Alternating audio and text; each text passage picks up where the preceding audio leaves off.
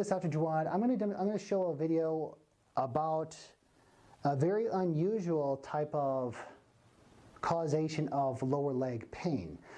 Now again, this is very unusual because this situation where the person could, if they are able to, there's no pain in like a vertical movement. It's like I always say, you go to the gym and you can squat 1,000 pounds or whatever weight you have, or leg press. However, you can't walk 5 feet. And the pain originates on the side of the leg, the side of the knee. Now, it's going to mimic sciatica. People are going to think that they have sciatic pain, which sciatic pain comes from the sacrum. It goes through your buttocks, and the sciatic nerve is the size of your middle finger. Yeah, your middle finger. And it's strong that you could actually be picked up. Now, the sciatic nerve comes through the piriformis, down your buttocks, down the back of your leg, the hamstrings, and then I'm going to go over on this side. It splits in the back of the knee to the common peroneal nerves, or the fibular nerves, depending on how you read it. Now you have one division going back to the back, which innervates the calf muscles, and then you have one that comes to the front and innervates the anterior muscles. Now here's the clincher. Remember, like I said, you could squat or you could do a lot of leg work on a vertical plane with a lot of weight, but you can't walk 5 feet. And it hurts on the side of your kneecap. So when it comes to the anatomy, you have the biggest bone in the body, very, very strong, the femur. And then you have the patella, which is your kneecap. And then the lower leg bone here, this is your tibia. And then we have a floater bone called the fibula. Now with the fibula, it supports the translation of when we bend our knees, because the knee is a very important joint because it's not like your elbow, which is a hinge joint. The knee is very complex because it actually has a rotational component. And the fibula, there's 3 parts of the fibula. So you have your the proximal tibiofibular joint, you have the medial, and also you have your distal at the end here, which is right next to the lateral malleolus, which is your ankle. Now, what happens is that some way, shape, or form, when you hurriedly or quickly, or it was unguarded, you went from a seated to a standing or twisting again. And so the ligaments and the tendons get slightly laxed, and 2 bones together make up a joint, and it gets kind of subluxated, or it creates non-motion. Remember, the sciatic nerve comes down the back of your hamstrings, and one division splits laterally to the anterior compartment, and the other one just stays posterior. And what happens is that these bones aren't moving. So this is where, when you're walking, because remember, when you're walking, there's a slight rotational component to the upper and lower extremity. And when the tibiofibular joint, the proximal, now it could get either displaced anteriorly or posteriorly. 9 times out of 10, in my experience, I found it displaced anteriorly. Now I'm going to show you how to do it, how to correct it if it moves anterior, and also do posterior, because it's 2 different types of adjustments. It's very commonly missed, and I've done it myself. And because when this isn't moving, like I said, you could squat 1,000 pounds, but you can't walk 5 feet, because the tib-fib joint here, the proximal, will it get subluxated distally? Sure, it will, but that's a rarity because it's involved also with plantar flexion and dorsiflexion. So their movement down there, if it does get displaced or subluxated, that's from a totally different cause. That's typically from an ankle sprain. So what I'm going to do is I'm going to show you with a patient of mine an example of someone having this tibiofibular dysfunction and pain, and they're not going to be able to walk longer than 5 feet without being in excruciating a lot of pain. This is Cassidy, and no, she's not going to be in pain.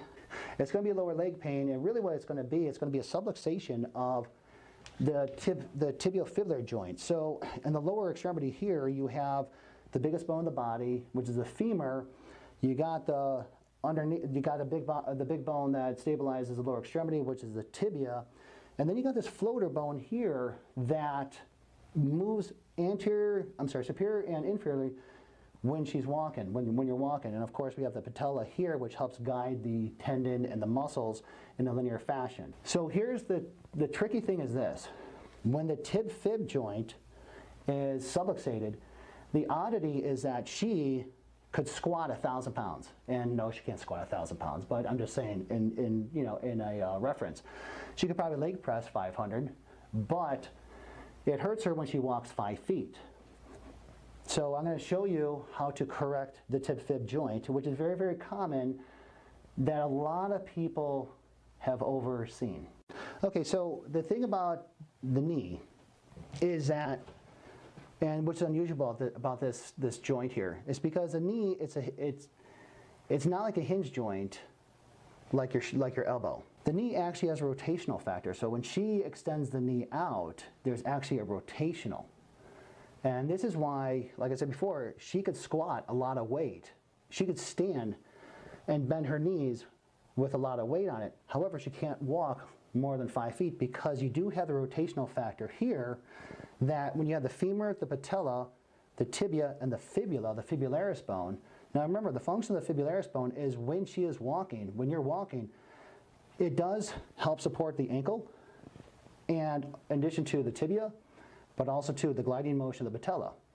So when she's walking and it's out, this is where the pain becomes because it wants to go superior, but it can't. Now with the fibula, the proximal fibular head, it likes to hug around the tibia. So it's either going to be subluxated either anteriorly, forward, or posteriorly, backwards. Now the catch is, because where the pain comes from, the sciatic nerve, which is the biggest nerve of the body, that comes from her sacrum to her hamstring, it bifurcates in the back of the knee. So you have one anterior division that comes through here that wraps around the fibular head, that supplies an innervation to the anterior muscles, and you have a posterior division which stays in the back of the knee and innervates the posterior muscles of the lower extremities, and it wraps around the foot. So this is where the pain comes from, because remember, if it's subluxated, and every time she walks with that rotational factor, like a screw, this is where she's going to get pinched. In addition to, a lot of these anterior tibialis muscles here, they're going to be in a state of spasm because what it wants to do, it wants to secure the knee while this is subluxated. Okay, so when she's on her stomach, now there's two different ways that this is going to be displaced. Is it going to be displaced anteriorly or posteriorly? Okay, so with the adjustment, I've already got the distal end when I adjusted the ankle. So let's say that it was displaced posteriorly. So where does it have to go? Anterior. So with this toggle board, you get it, and I'll place it probably about like an inch below, wherever because I can palpate the fibular head, and then I go about an inch below, okay, because what you want to avoid having the toggle board too high because you don't want to adjust her patella. And they'll tell you when you did it wrong. So you adjust the tension accordingly. I'm going to, with one hand, distract, grab the ankle, distract it just slightly. You're not going to, your focus is not to pull them off the table. You just want to stretch it out a little bit because you want those mechanoreceptors to be stimulated. And then it's not a hard adjustment. You just come, and again, 3 times. Because I want it to go posterior to anteriorly. You could palpate it, and they will tell you. They will tell you, the good thing about this adjustment, it's immediate gratification. They know immediately that it feels good. And if you want to play around with it a little bit, like bend the knee a little bit, because remember the rotational factor, this is a very good adjustment. So what if it is displaced anteriorly? That's going to be a different position. So let's have you turn over. So I know she just flipped over, so left is right, right is left, because I want to show it with the angle, with the camera angle. So let's say it's displaced anteriorly. Now, when it's displaced, either if it's displaced anterior or posteriorly, you're going to have a lot of adhesions and tightness in the calf muscle as well, the anterior tibialis muscle. So, and you could feel it when you're going back and forth, dorsiflexion, plantar flexion, and just palpate down the tib anterior muscle. You could feel it. Like right here, there's a little bit of a stoppage right here, because her mechanics were thrown off, so she was compensating. Now, there's a couple things you could do. Either, if you have good, nice, strong thumbs, you could just kind of rub, just do like a little bit of a massage on her anterior tibialis muscle, which is going to hurt. It's going to hurt because, again, you're breaking up all these adhesions. Or there's different things you could do. I have a like little like a vibration like a prong vibration gun, that I just go down the tib anterior muscle just to break up the adhesions as well. So let's get back here. So let's say it's displaced anteriorly. And also, always adjust the ankles.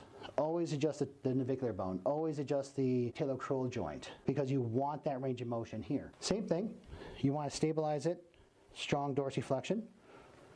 And then with one hand, it's anterior, so again, it's just a little whack.